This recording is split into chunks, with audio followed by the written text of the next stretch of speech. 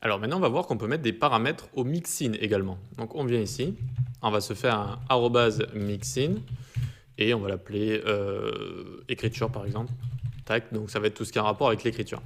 Et là, vous avez vu que j'ai ouvert des parenthèses et on va notamment pouvoir y passer des paramètres, par exemple $valeur comme ça. Et donc directement, color, on va lui passer $valeur qui correspond au paramètre. Et on va pouvoir l'appeler par exemple ici, notre mixin, donc @include pour appeler notre mixin, écriture. Et là, on lui passe la couleur qu'on a envie de passer, par exemple violet, comme ça. Tac.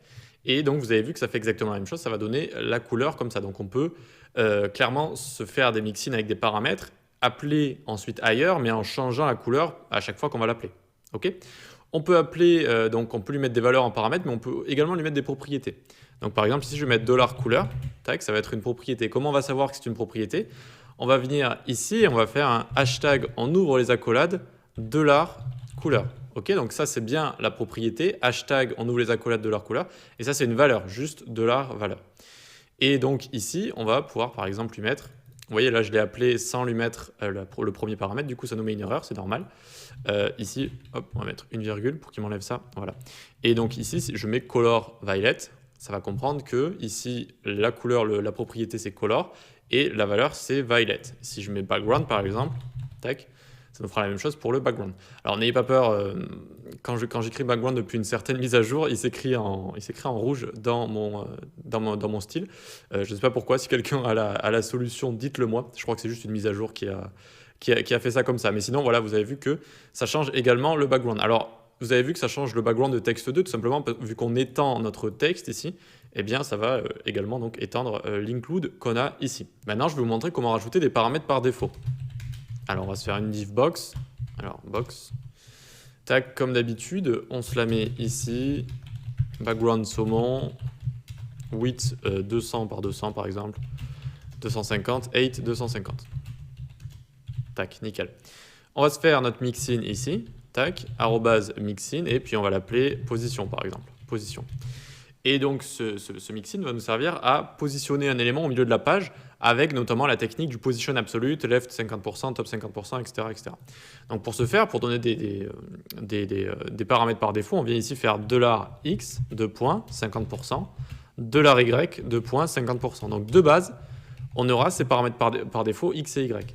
Donc, ce mixin va nous donner une position absolute, left 50%, donc ici on fait $x, top $y, 50% également, transform translate, moins 50%, donc moins x, et moins y, comme ça, moins $y, tac, nickel, tac.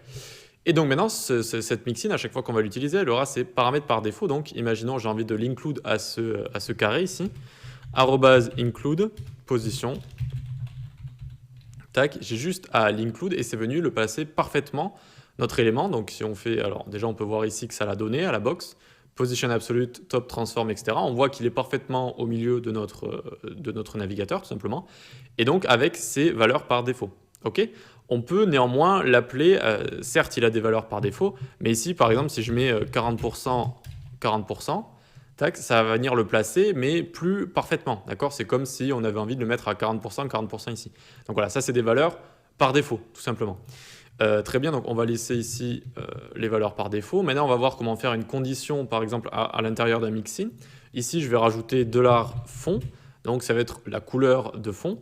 Et ici, on va lui mettre background, tac, et on va lui mettre $fond comme ça.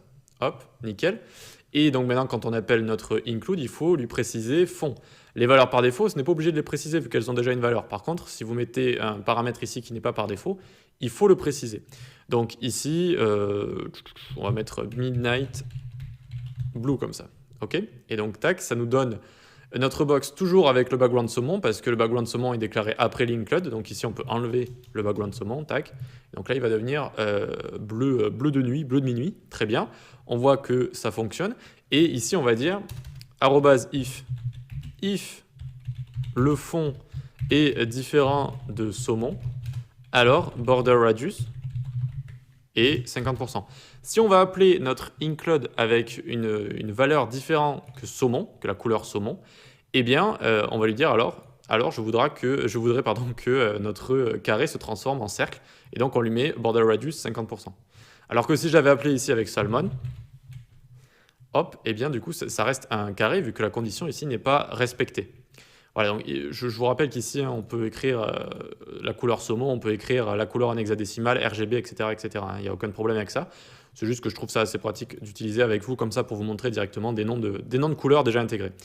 Donc voilà comment on rajoute des paramètres par défaut, et vous voyez qu'on peut également utiliser des conditions avec SCSS, avec SAS, avec le préprocesseur SAS. Maintenant, je vais vous montrer dans la prochaine vidéo comment faire une boucle for, notamment pour écrire plusieurs sélecteurs d'un coup. C'est assez pratique. À tout de suite.